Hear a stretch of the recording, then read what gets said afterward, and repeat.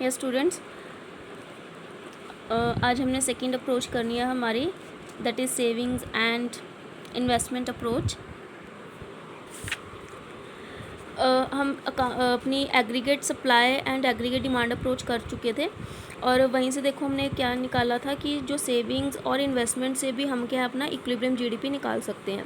देखो कैसे, जैसे हमने किया था, एग्रीगेट डिमांड इक्वल्स होता है आपकी एग्रीगेट सप्लाई के, एग्रीगेट डिमांड क्या होती है आपकी कंजम्पशन प्लस इन्वेस्टमेंट, और एग्रीगेट सप्लाई क्या होती है कंजम्पशन प्लस सेविंग्स। ठीक है, तो कंजम्पशन अगर आपका cut, that is savings equals to investment. ठीक है, तो अब यहाँ पे हमने सेविंग्स और इन्वेस्टमेंट अप्रोच अपनी यूज़ करनी है इक्विलिब्रियम जीडीपी निकालने के लिए। तो बच्चे देखो सेविंग क्या होता है ये हम पहले भी डिस्कस कर चुके हैं, जो हमने फर्दर चैप्टर किया था इसका पहले वाला, जिसमें हमने सिर्फ मीनिंग किए थे। तो सेविंग्स आपकी क्या होती है, पॉजिटिव होती है, पॉजिटिवली रिलेट करती है इनकम के साथ। ठीक है, मतलब अपनी इनकम का देखो जनरली देखो एग्रीगेट सप्लाई किसके इक्वल होती है, एग्रीगेट सप्लाई को हम इनकम भी बोलते हैं एज यू ऑल नो।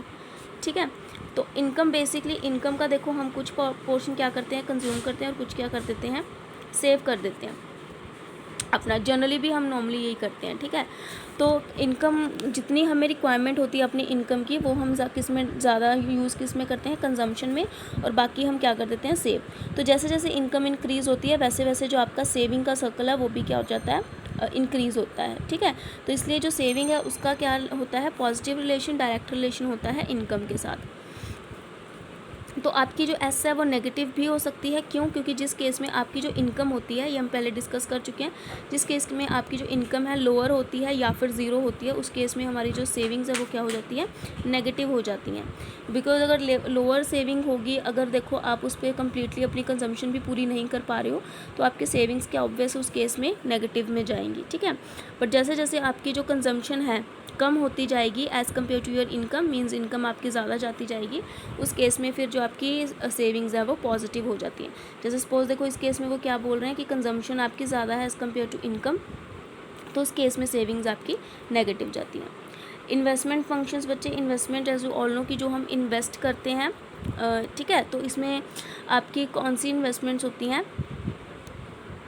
जो हमने जो भी हमारे अगर प्राइवेट कंपनीज़ होती हैं, ठीक है, जो मतलब प्राइवेट सेक्टर्स होते हैं हमारे, वो जो इन्वेस्टमेंट करते हैं किस में बिज़नेस में। ठीक है, बिज़नेस मीन्स जो हमने स्टॉक क्रिएट करना है जिसकी हमने प्रोडक्शन करनी है। इसमें हमारी किसकी बात आती है बेसिकली प्रोड्यूसर सेक्टर की। देखो सेविंग्स में हमारे हाउस होल्ड सेक्टर की बात आती है और इन्वेस्टमेंट में हमारे प्रोड्यूसर सेक्टर की, क्योंकि देखो हमने क्या ये चीज़ डिस्कस कर रहे हैं शॉर्ट टर्म, और मैंने आपको फर्स्ट अब इसके चैप्टर में भी बताया था कि हम सिर्फ 2 सेक्टर इकोनॉमी यूज़ करते हैं अपने इसमें मैक्रो में। ठीक है, अभी जीडीपी निकालने के लिए 2 सेक्टर इकोनॉमी हम यूज़ करते हैं शॉर्ट रन बेसिस पर। क्लियर, तो उसमें हमारे पास सिर्फ हाउस होल्ड सेक्टर होता है और प्रोड्यूसर सेक्टर होता है। तो savings house hold sector case में होती है और इन्वेस्टमेंट होती है प्रोड्यूसर सेक्टर के केस में जो प्रोडक्शन करते हैं। तो अब देखो अगर इसको हम टेबल फॉर्म में यूज़ करेंगे तो हमने टेबल बेसिकली सेम ही लिया है जो हमने एग्रीगेट डिमांड वाले केस में लिया था कि इनकम जो है आपकी इंक्रीज़ होती जा रही है। देखो 20-20 का डिफरेंस आ रहा है हर जगह। ठीक है, तो सबसे पहले तो आप क्या करोगे, अपनी कंजम्पशन करोगे, क्योंकि ज़ीरो लेवल पर भी हम कुछ ना कुछ कंज्यूम करेंगे। तो इन्वेस्टमेंट देखो बच्चे आपकी सेम रहेगी, जैसे इन्होंने 20 यूज़ की है तो 20-20 आपकी क्या हुई इन्वेस्टमेंट। ठीक है, उसके बाद देखो बच्चे जैसे जैसे आपकी इनकम इंक्रीज़ हो रही है वैसे वैसे आपकी कंजम्पशन भी क्या हो रही है इंक्रीज़ हो रही है, बट कांस्टेंट लेवल पर। ये हम पहले डिस्कस कर चुके हैं कि आपकी इनकम कंजम्पशन या सेविंग है कांस्टेंट लेवल पर ही इंक्रीज़ या डिक्रीज़ होती है। इनकम कंजम्पशन ऑलवेज़ आपकी इंक्रीज़ होगी, सेविंग्स पहले डिक्रीज़ होती है आपकी। ठीक है, नेगेटिव है, उसके बाद इंक्रीज़ होना शुरू हो जाती है। तो फर्स्ट केस में देखो बच्चे 30 है, इनकम कुछ भी नहीं है, तो ऑब्वियसली सेविंग क्या होगी नेगेटिव में चली जाएगी, आपकी सेविंग्स आप कुछ नहीं कर पा रहे हो। 20 अगर इनकम है तो आपको स्टार्टिंग में, क्योंकि इतनी सफिशिएंट नहीं है आपके पास, इतनी सफिशिएंट इनकम नहीं है आपके पास, आपको कंजम्पशन ज़्यादा करनी पड़ रही है, तो आप 40 की कंजम्पशन कर रहे हो, जिसमें से 20 तो आपका इनकम में से पोर्शन चला गया और 20 आपको अपनी सेविंग यूज़ करनी पड़ रही है, दैट इज़ -20। देन 40 आपकी इनकम होगी, तो 50 का आप कंजम्पशन कर रहे हो, इट मीन्स 10 आप कहाँ से यूज़ कर रहे हो, सेविंग से, क्योंकि 40 आपने कहाँ से यूज़ कर लिया, अपने इनकम से कंजम्पशन के लिए। उसके बाद देखो इनकम आपकी 60, एक लेवल पे आके इनकम और कंजम्पशन क्या हो जाते हैं, इक्वल, जहाँ पर आपकी सेविंग क्या बन जाती है, 0। ठीक है। अब देखो जैसे जैसे इनकम इंक्रीज़ होगी, सेविंग्स आप कंजम्पशन आपकी इंक्रीज़ होगी, बट आपकी सेविंग भी इंक्रीज़ होगी। अब देखो एक लेवल जब हमारे पास इक्विलिब्रियम लेवल आ जाता है ना, तो उसके बाद हम इक्वल लेवल नहीं रखते इनकम और कंजम्पशन का, मीन्स यहाँ पर हमें सेटिस्फैक्शन मिल जाती है, तो उसके बाद हम क्या करना शुरू कर देते हैं, सेविंग्स करना शुरू कर देते हैं। तो 80 जब इनकम हुई, उसके बाद कंजम्पशन आप कितनी कर रहे हो, 70, तो सेविंग्स कितनी होगी आपकी, 10 की। क्लियर। 100 कंजम्पशन हुई, सॉरी 100 की इनकम इंक्रीज़ होगी, 80 आपने कंज्यूम किया, 20 आपने क्या कर दिया, सेव कर दिया। अब देखो इक्विलिब्रियम आपका केस कौन सा आएगा, जब आपकी सेविंग्स किसके इक्वल हो जाती हैं, आपकी इन्वेस्टमेंट के। आगे जाकर देखो ये वाला जो केस होता है आपका फर्स्ट वन, इस केस में जो आपकी इन्वेस्टमेंट है वो ज़्यादा है एज़ कम्पेयर टू सेविंग्स, और इस केस में आपकी जो सेविंग्स है वो ज़्यादा है एज़ कम्पेयर टू इन्वेस्टमेंट। अभी ये दोनों केसेस हमने करने हैं। इक्विलिब्रियम लेवल आपका ऑलवेज़ कहाँ लाई करता है, जहाँ आपकी सेविंग्स इक्वल होती हैं इन्वेस्टमेंट की। ठीक है। अब देखो अगर हम income as you all know किसके इक्वल होती है, AS, तो ये देखो AS हो गया। अब देखो सेम लेवल पर ही जैसे हमने एग्रीगेट सप्लाई और डिमांड को इक्वल किया था, उसी सेम लेवल पर आपकी सेविंग्स और इन्वेस्टमेंट इक्वल आई है। जैसे देखो एग्रीगेट डिमांड क्या होता है आपका, कंजम्पशन प्लस इन्वेस्टमेंट। तो अगर देखो आप इसको यहाँ पर शो करो, जैसे 30 + 20 कंजम्पशन प्लस इन्वेस्टमेंट, तो ये आपका हुआ 50। ठीक है। उसके बाद कितना हो गया, 60, देन 70, देन 80, 90, 100,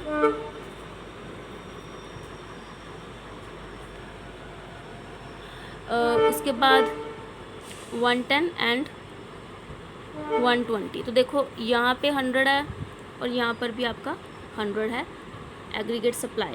ठीक है। और एग्रीगेट डिमांड दोनों 100 हो गए, तो इस केस में आपका जो लेवल है वो इक्वल आ गया, और सेविंग और इन्वेस्टमेंट के केस में भी देखो वहीं पर आपका इक्वल पोर्शन आया है। ठीक है। अब देखो उसको डायग्रामेटिकली हमने शो करना है। डायग्राम बेसिकली हम उसकी पहले भी कर चुके हैं, तो चलो दोबारा से एक बार फिर देख लेते हैं। अब देखो आपकी जो सेविंग्स और इन्वेस्टमेंट आप यहाँ शो करते हो, इनकम ऑलवेज़ आपकी कहाँ आती है, एक्स एक्सिस पे आती है, क्योंकि इनकम आपकी ऑलवेज़ इंक्रीजिंग ट्रेंड पे होती है। अब देखो जो सेविंग्स हैं आपकी बच्चे, वो ऑलवेज़ कहाँ से जाएंगी, आपकी नेगेटिव से जाएंगी। इन्वेस्टमेंट आपकी जैसे मैंने बोला है शॉर्ट टर्म लेवल होता है, तो ये कौन सी आपकी इन्वेस्टमेंट होती है, ऑटोनोमस इन्वेस्टमेंट होती है, जो आपको रिक्वायर्ड है कि आप अपनी इकोनॉमी में करोगे ही करोगे, तो इसलिए ये आपकी क्या रहेगी, कांस्टेंट रहेगी।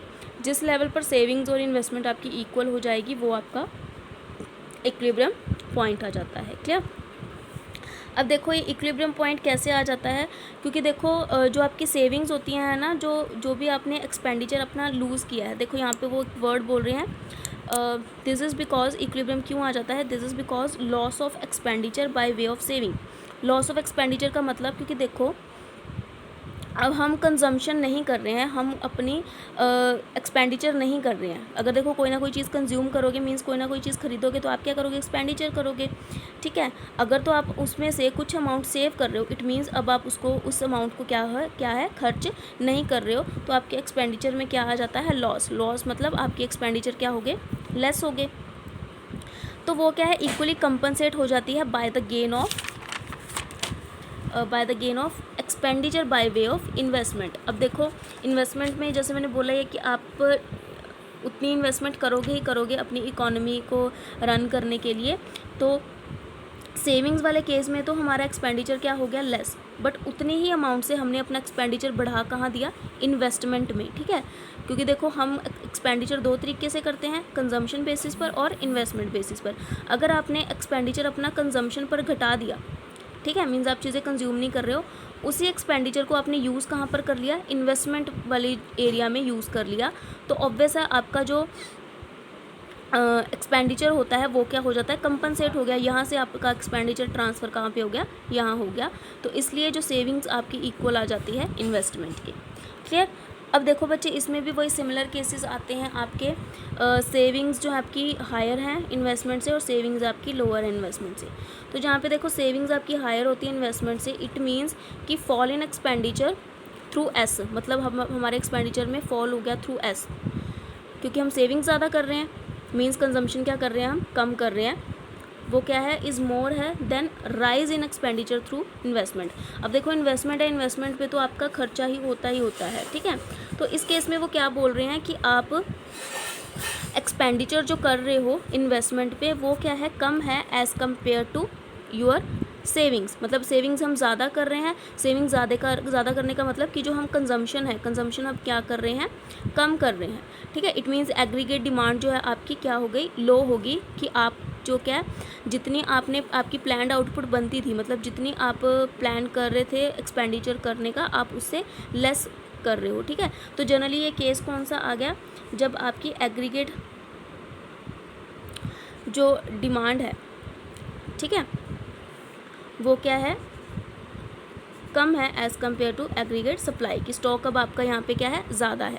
तो उस केस में देखो वही सेम चीज़ आ जाएगी, अनडिज़ायर्ड स्टॉक हो गया, स्टॉक आपके पास अनसोल्ड है, जिसके लिए अब आप क्या करोगे, अपने स्टॉक को आपको क्लियर करना पड़ेगा कि अब आप क्या करोगे, लोअर आउटपुट प्रोड्यूस करने का प्लान करोगे इन फ्यूचर। तो अगर आप लोअर आउटपुट प्रोड्यूस करोगे, इट मीन्स आपको इनकम भी क्या होगी, कम होगी।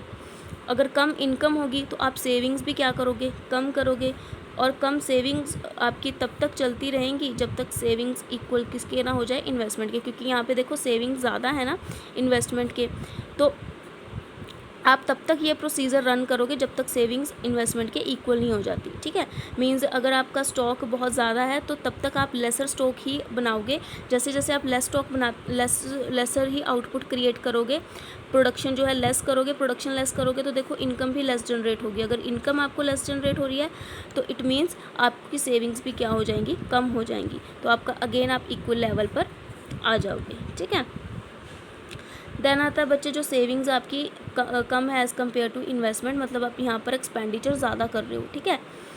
अब आपका जो फॉल इन एक्सपेंडिचर है through S is less than rise in expenditure, clear. कि अब इस केस में देखो हम सेविंग्स बहुत कम कर रहे हैं और इन्वेस्टमेंट पे हमारा खर्चा जो नॉर्मली हो रहा है, इट मीन्स सेविंग्स पर अगर आप इन एक्सपेंडिचर कम कर रहे हो, इसका मतलब सेविंग्स अगर आप कम कर रहे हो मतलब आपके एक्सपेंडिचर्स फॉल है, इट मीन्स आप कंजम्पशन ज़्यादा कर रहे हो। कंजम्पशन ज़्यादा करने का मतलब, अब देखो एक तरफ हम कंजम्पशन पे ज़्यादा खर्चा कर रहे हैं और दूसरी तरफ इन्वेस्टमेंट पे ज़्यादा खर्चा कर रहे हैं, क्योंकि एक्सपेंडिचर जो इन्वेस्टमेंट पे हो रहा है वो भी हमारा क्या है, ज़्यादा है। तो it means overall aggregate demand क्या होगी आपकी, ज़्यादा होगी as compare to aggregate supply. तो इस केस में आपका क्या है, डिमांड आप अनफुलफिल्ड डिमांड का केस आ गया कि आप डिमांड को फुलफिल नहीं कर पा रहे हो। फिर इस केस में आप क्या प्लान करोगे, हायर आउटपुट प्रोड्यूस करने का प्लान करोगे। अगर हायर आउटपुट ना होगे मीन्स हायर एम्प्लॉयमेंट आएगी, हायर एम्प्लॉयमेंट आएगी तो हायर इनकम जनरेट होगी उनको, हायर इनकम जनरेट होगी तो मीन्स आपकी सेविंग्स ज़्यादा होंगी, और सेविंग्स ज़्यादा होंगी तो आप उस लेवल पर अगेन पहुंच सकते हो जहां पर आपकी सेविंग्स कहाँ किसके इक्वल हो जाएंगी, आपकी इन्वेस्टमेंट की इक्वल हो जाएंगी। क्योंकि पहले आपकी सेविंग्स क्या थी, कम थी, और अब सेविंग्स अगर ज़्यादा करनी शुरू कर दी आपने तो सेविंग्स इक्वल हो जाएंगी आपकी इन्वेस्टमेंट की, ठीक है। तो ये अगेन आपका कौन सा केस आ जाएगा, इक्विलिब्रियम का। तो इसमें बेसिकली बच्चे जो हमने ये जीडीपी का जो हमने कंसेप्ट कर रहे हैं, 3 बेसिक अजम्पशंस बेसिस पर होगा आपका।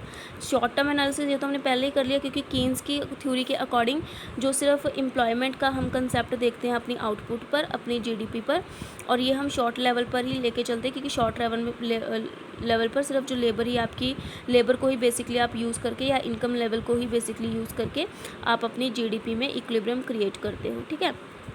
2 सेक्टर क्लोज्ड इकोनॉमी जैसे मैंने पहले भी एक्सप्लेन कर दिया कि इसमें हम जो क्या है आपकी जो आउटर इकोनॉमी मतलब रेस्ट ऑफ द वर्ल्ड चीज़ों को यूज़ नहीं करते, मतलब जो भी हमने इंपोर्ट किया है या एक्सपोर्ट किया है उसको आप यूज़ नहीं करते हो। जीडीपी के केस में आप जीडीपी में सिर्फ और सिर्फ डोमेस्टिक प्रोडक्ट का ध्यान देते हो, और इसमें सिर्फ आप 2 सेक्टर्स इकोनॉमी लेके चलते हो, जिसमें आपका हाउस होल्ड सेक्टर होता है और प्रोड्यूसर सेक्टर होता है। गवर्नमेंट सेक्टर की भी इसमें इन्वॉल्वमेंट नहीं होती, clear. As is perfectly elastic, ये पॉइंट हम पहले भी बच्चे कर चुके हैं कि जो एग्रीगेट सप्लाई है अपनी डिमांड खुद क्रिएट कर लेती है, ठीक है।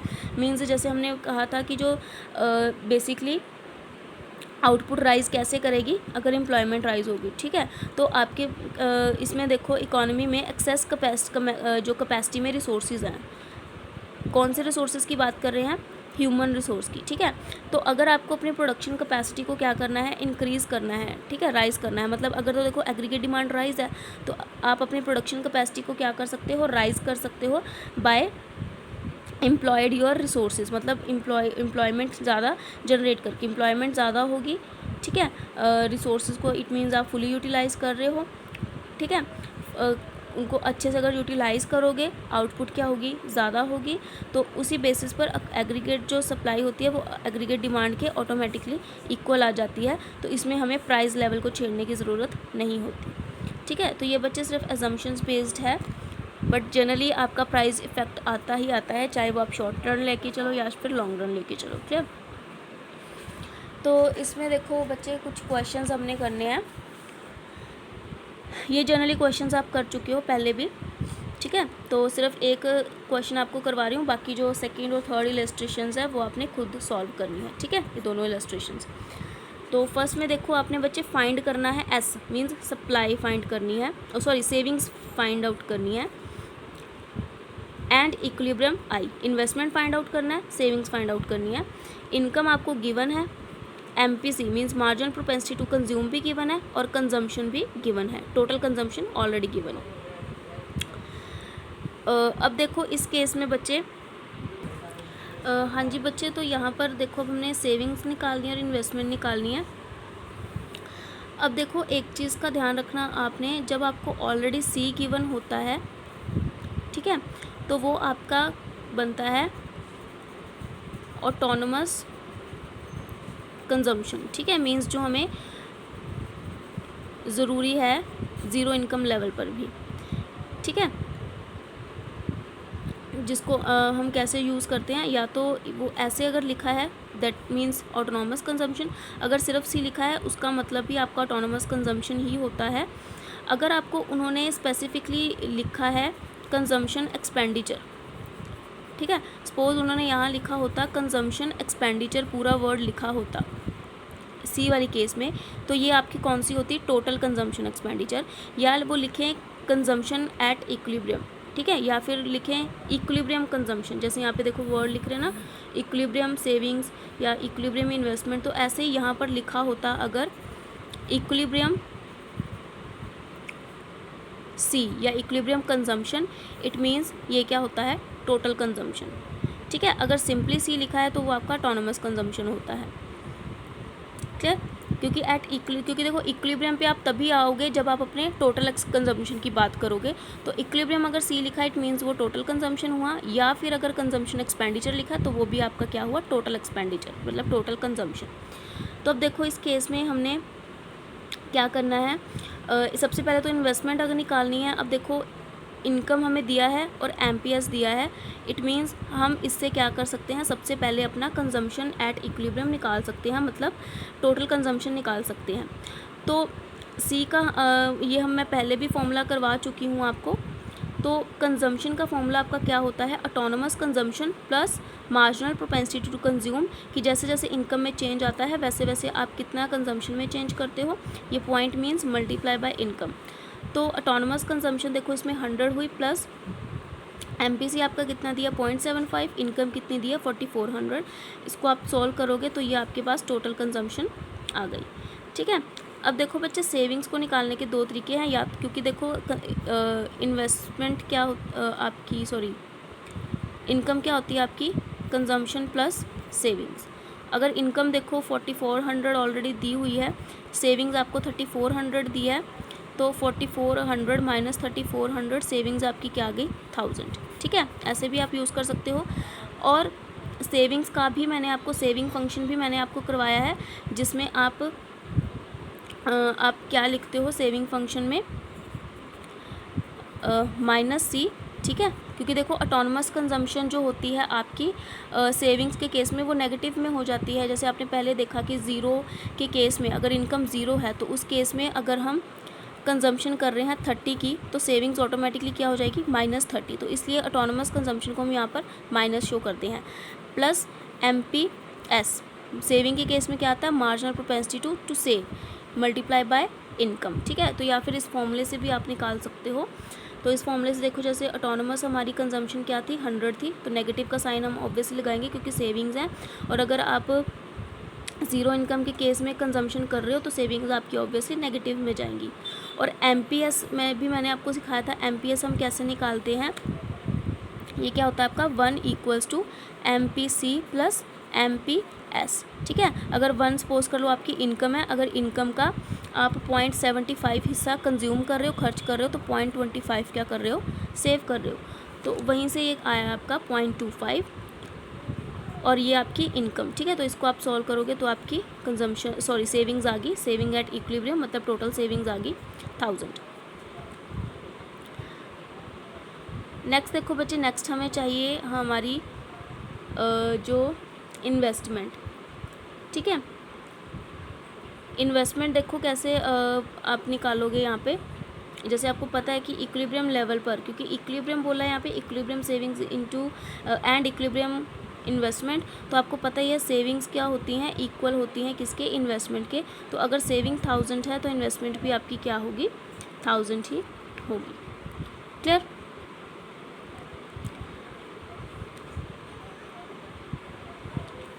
नेक्स्ट बच्चे, जो आपका सेकंड क्वेश्चन और थर्ड क्वेश्चन है, ये आप खुद कर सकते हो क्योंकि मैंने ऑलरेडी करवा दिए हुए हैं ये सारे क्वेश्चंस आपको।